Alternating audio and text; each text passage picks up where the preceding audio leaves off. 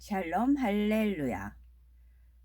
창세기 3장 1절에서 3절입니다. 그런데 뱀은 여호와 하나님이 지으신 들짐승 중에 가장 강교하니라. 뱀이 여자에게 물어 이르되 하나님이 참으로 너희에게 동산 모든 나무의 열매를 먹지 말라 하시더냐.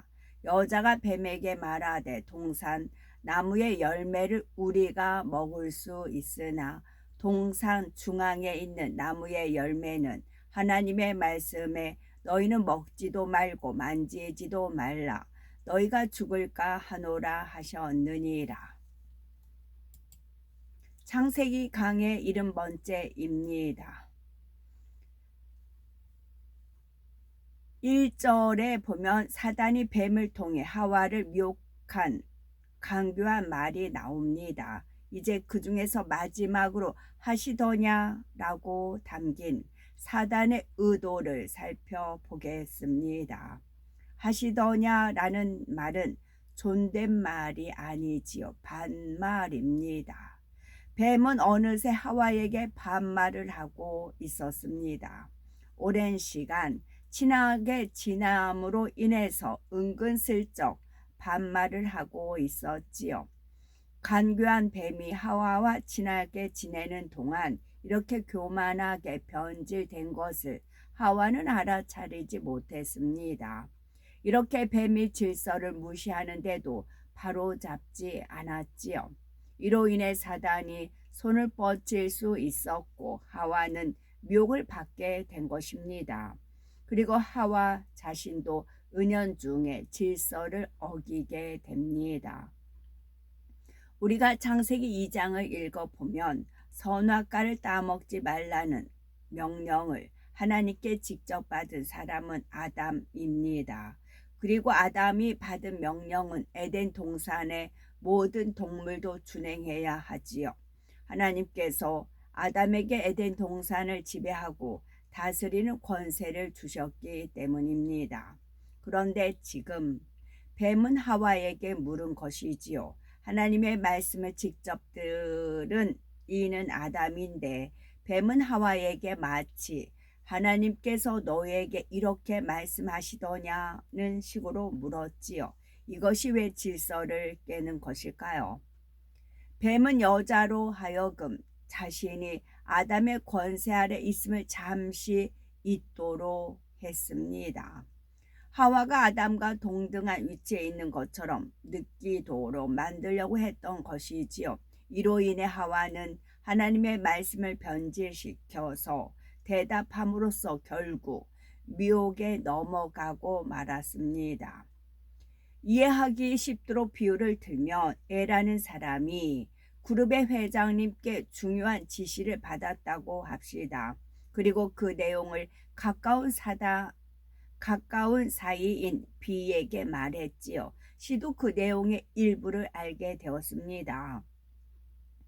더 자세히 알고 싶은 마음에 B에게 가서 회장님께서 이런 말씀을 하셨어요 라고 하며 확인을 했지요. C는 B가 직접 회장님께 지시를 받았다고 알고 있는 것입니다. 이때 B는 예 그래요 하고 답해주면 안 됩니다. 그러면 C는 정말로 B가 회장님께 지시를 받은 것으로 잘못 알게 되지요. 그러므로 B는 제가 지시받은 게 아닙니다. 회장님께서 A님에게 지시하신 내용입니다. 저는 단지 전에 들은 것뿐입니다. 라고 대답해야겠지요. 만약 B가 자신을 들려는 마음이 있다면 자신이 회장님께 지시받는 사람으로 인식되는 것에 익숙해할 수 있습니다. 그리고 회장님의 뜻에 자신의 생각을 덧붙여서 말할 수도 있지요. 지금 본문의 하와가 바로 이런 입장입니다. 뱀이 하와에게 하나님께서 너에게 직접 말씀하셨느냐는 식으로 물었지요. 하와를 아담과 동등한 위치로 높였습니다. 이에 하와는 마치 자신이 직접 하나님께 명령을 받은 것처럼 답을 했습니다. 게다가 자신의 생각이 가미되어 하나님의 말씀을 변질시키고 말지요. 하와가 일부러 질서를 어기려 했던 것은 아닙니다. 그런데 자신이 지켜야 할 선을 넘다 보니 이런 결과가 나왔다는 사실이지요. 이제 하와의 대답을 살펴봅니다. 2절에 보니 여자가 뱀에게 말하되 동산 나무의 실과를 우리가 먹을 수 있으나 라고 일단 대답했습니다. 하와가 하나님의 말씀을 명심하고 있어서 뱀의 미혹에 마음이 전혀 흔들리지 않았다면 이런 대답 자체가 필요 없습니다. 사단의 괴계가 무엇인지를 알아차리고 하나님의 말씀으로 단호히 물리쳤어야 했지요. 그런데 하와가 이렇게 대답을 한 것은 나도 이 정도로 인정받는 존재다라고 자신을 나타내려는 마음이 있기 때문입니다. 이것을 하와의 마음에 들램이라는 악이 있었던 것으로 오해해서는 안 되지요. 마음에 악이 없지만 자유의지가 있기에 이런 식으로 표현할 수가 있었습니다. 하와의 지금 상황을 비유로 말씀드리면 우리가 자존심이 강한 어린아이에게 얘야 너는 이런 것도 못하니 하고 말을 했다고 합시다. 그러면 이 어린아이는 자신이 못하는 것을 인정하려 들지 않습니다. 나도 할 수 있어요. 그리고 저런 것까지 할 수 있어요. 하지요. 부족함을 인정하지 않는 동시에 자신을 더 능력 있는 사람으로 보이려고 합니다. 어른들도 마찬가지죠. 자존심이 강한 사람에게 그의 부족한 분야를 지적해 주면 대부분 인정하지 않습니다. 오히려 자신의 잘난 점을 드러내려 하지요. 이런 사람은 변화되기가 어렵습니다. 하와도 마찬가지였지요. 하나님이 참으로 너희더러 동산 나무 실과에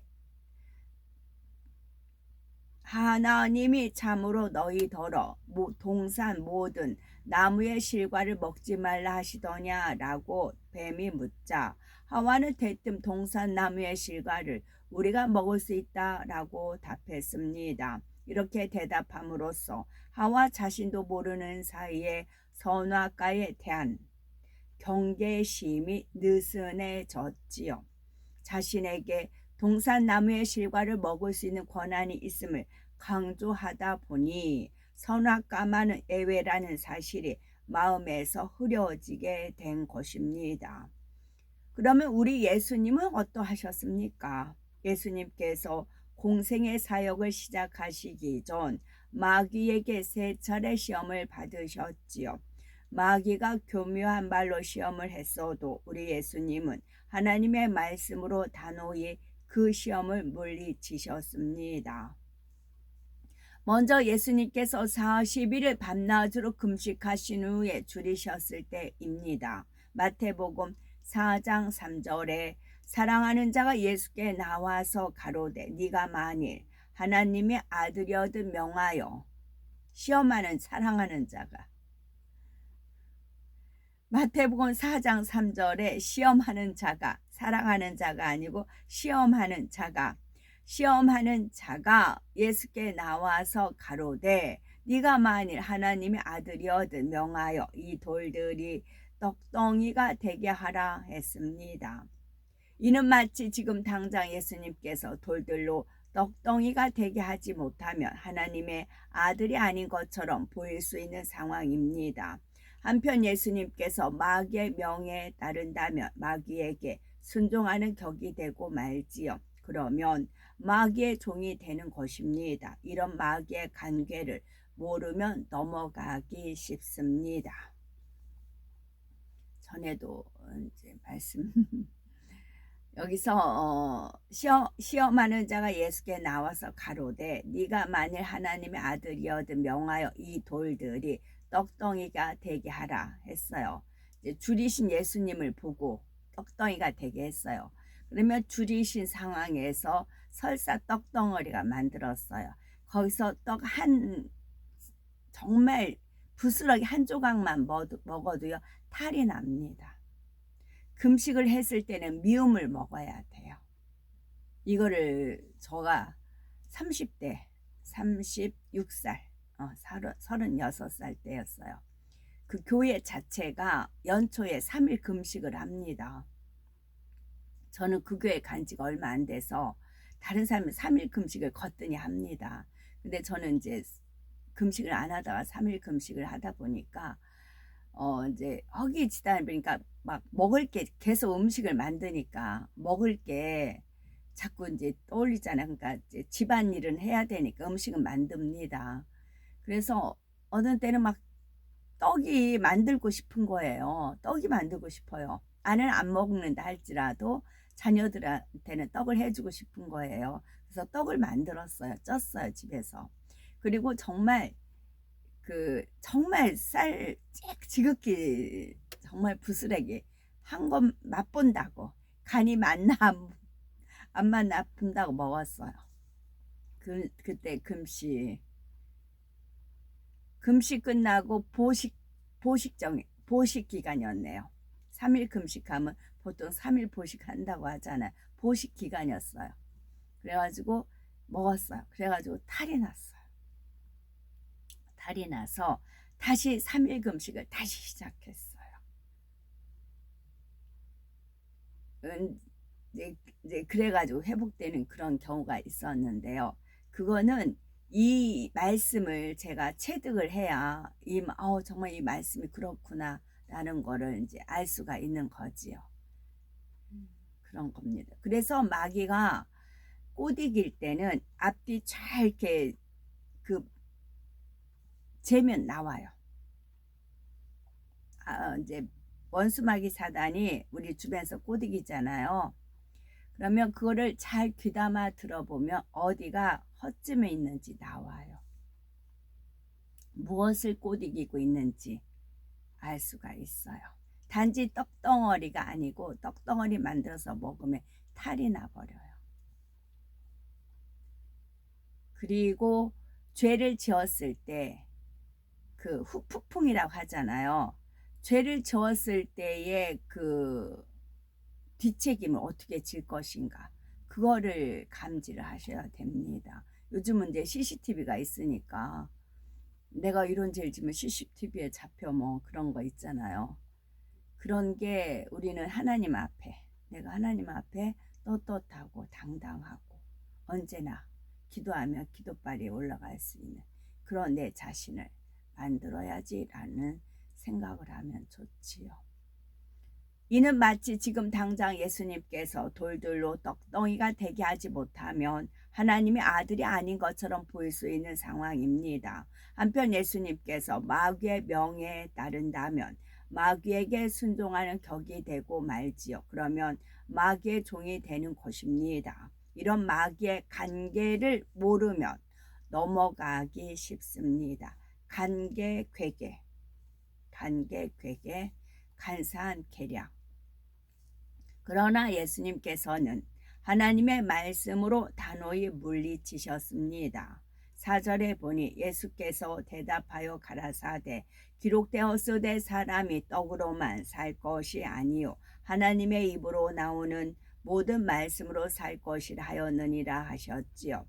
내가 물론 그렇게 할 수 있지만 이라든가 나에게 그러한 능력이 있는 것을 네가 모르느냐는 말로 덧붙이지 않았습니다. 예수님 자신의 능력을 과시하려는 마음이 전혀 없으셨지요. 이처럼 우리도 누군가가 우리를 은근히 부추기는 식의 말을 한다 해도 거기에 넘어가서는 안 됩니다. 사람이 알아주고 알아주지 않고는 의미가 없습니다. 중심을 보시는 아버지 하나님 앞에서 옳다 인정함을 받을 수 있어야지요.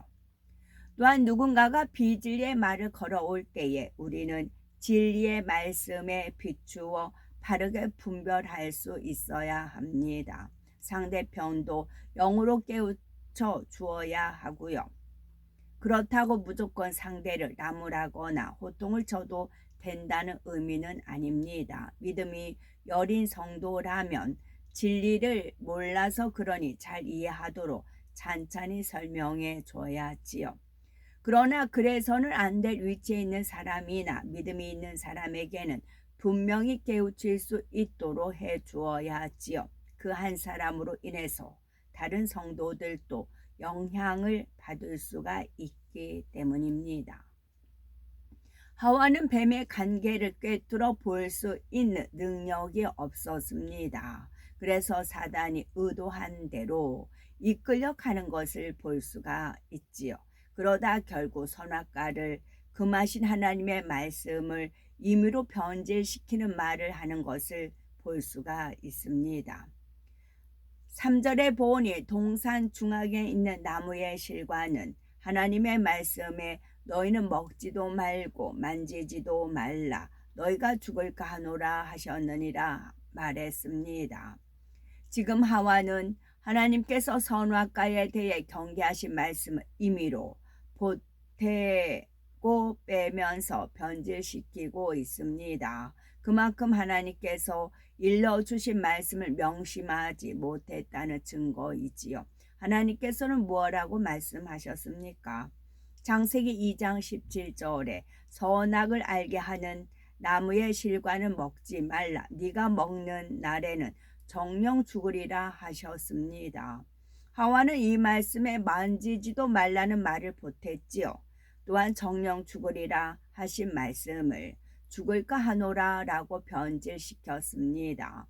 죽을까 하노라는 죽을 수도 있지만 죽지 않을 수도 있다라는 뜻이 됩니다. 하와는 이렇게 말함으로써 급기야 사단의 올무에 걸려들게 되었습니다. 따라서 우리가 사단의 올무에 걸리지 않으려면 하나님의 말씀을 정확히 알아야 합니다. 대충 알아서는 안 되지요. 특히 구원과 관계된 말씀은 더욱 그렇습니다. 요즘 하와는 정령 죽으리라 하신 말씀을 명심하지 못해서 결국 사망에 이르렀지요. 하나님과의 영적인 교통이 끊겨 버렸고 이 땅으로 내쫓기고 말았습니다. 물론 나중에 회개해서 구원을 받았고요. 우리도 마찬가지입니다. 하나님의 말씀인 성경에는 구원받지 못하는 죄와 사망에 이르는 죄가 무엇인지 기록되어 있습니다.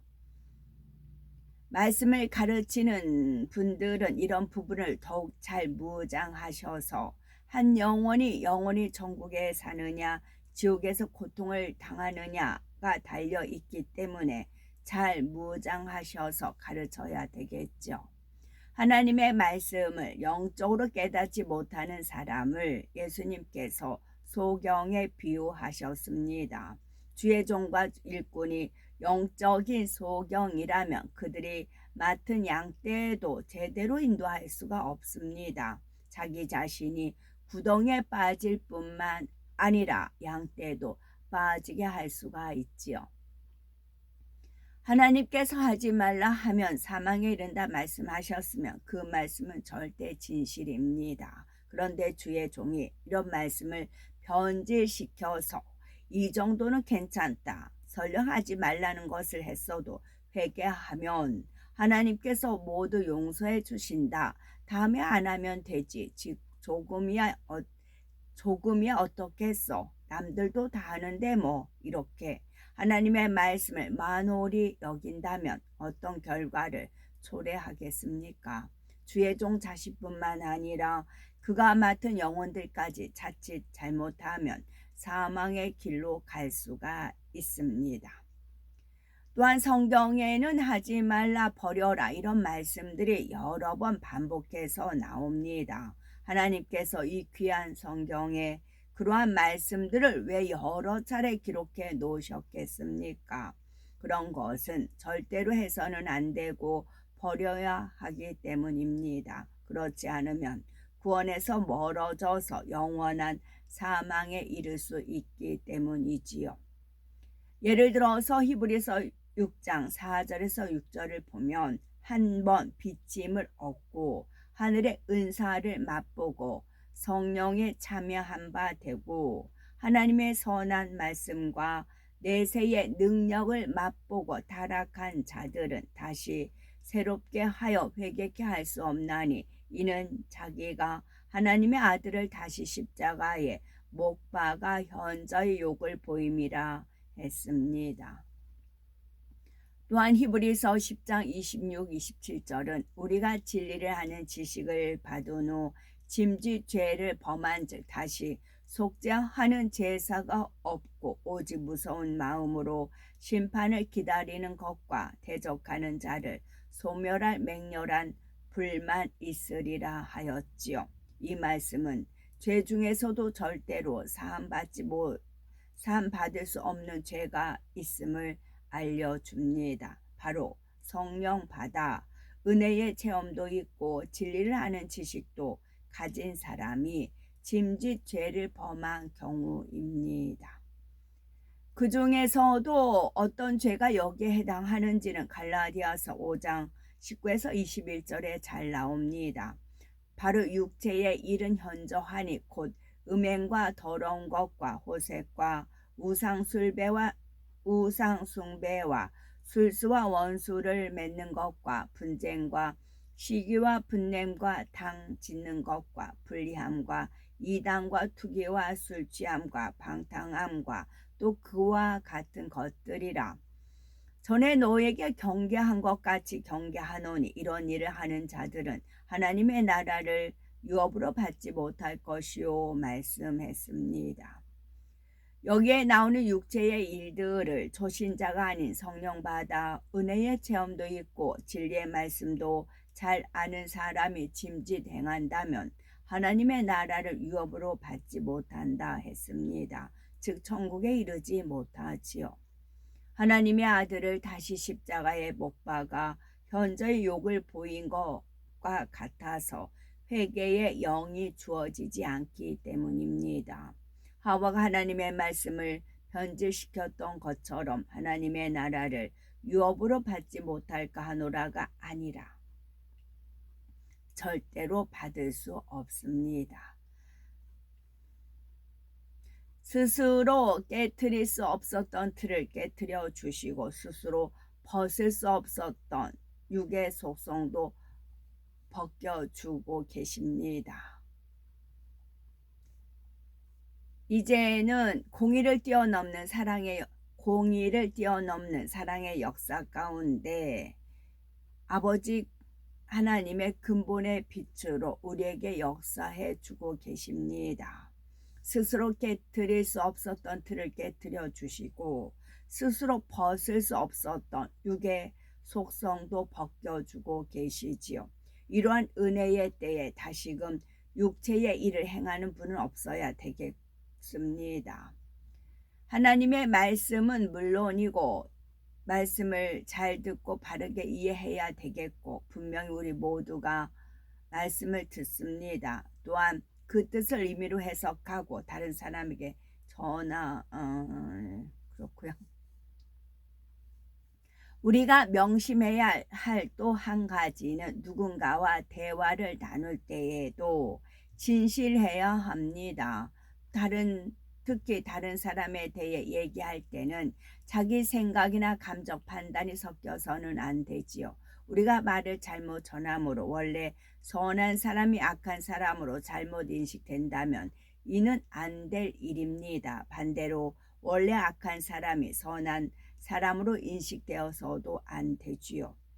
마음에서 악을 온전히 빼내기 전에는 다른 사람의 마음을 100% 분별하지 못합니다. 그러므로 영의 마음이 아니라면 다른 사람에 대해 의미로 말하지 않아야 합니다. 설령 전한다 해도 있는 그대로만, 들은 그대로만, 본 그대로만 전해야지요. 자기 생각이나 느낌을 가미해서 이랬을 거야, 저랬을 거야 하고 판단하고 정죄해서는 안 됩니다. 영의 마음이 될수록 다른 사람에 대해서 불필요한 말은 하지 않게 됩니다. 사실을 전한다 해도 선과 사랑 가운데 상대에게 해가 되지 않게 전하지요. 에베소서 4장 29절에 무릇 더러운 말은 너희 입 밖에도 내지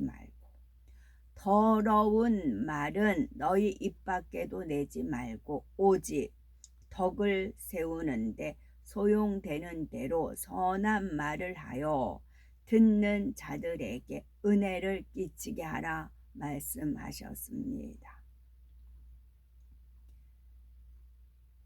오직 덕을 세우는데 소용되는 대로 선한 말을 하여 듣는 자들에게 은혜를 끼치게 하라. 그러면 그렇게 해야죠. 이게 안 되면 도와달라고 기도하시고요. 더러운 말은 너희 입 밖에도 내지 말고 오직 덕을 세우는데 소용되는 대로 선한 말을 하여 듣는 자들에게 은혜를 끼치게 하라. 이 말씀처럼 우리는 말 한마디가 듣는 이들에게 은혜가 되고 힘과 용기를 줄 수 있어야 합니다. 하와처럼 사단의 올무에 걸리지 말고 또한 우리의 말이 다른 사람을 넘어지게 해서는 안 됩니다. 오직 덕을 세우는 선한 말, 은혜를 끼치는 값진 말을 낼 수 있어야지요. 죄악이 관영한 이 마지막 때에 사단은 더욱 간교하게 일하고 있습니다. 항상 영으로 깨어있지 않으면 자칫 걸려들 수 있는 강교한 덫들을 놓고 있지요. 사단은 하나님의 자녀들이라도 그 마음에 비질가 있는 한은 어떻게든 그것을 이용하여 넘어뜨리려 합니다. 우리가 쉽게 내뱉는 말 한마디로 인해 사단이 송사할 수 있음을 명심하셔야 되겠죠. 그런데 한편 이런 사단의 역사가 있기에 우리 마음에서 비진리를 발견하고 벗어버릴 수도 있습니다. 우리 마음에 미움이 있는데도 그로 인해서 아무런 작용이 일어나지 않아 미움을 발견하지 못한다면 그것이 좋을까요? 아닙니다. 마음에 미움이 있음을 깨닫지 못하니 버리지도 않을 것입니다.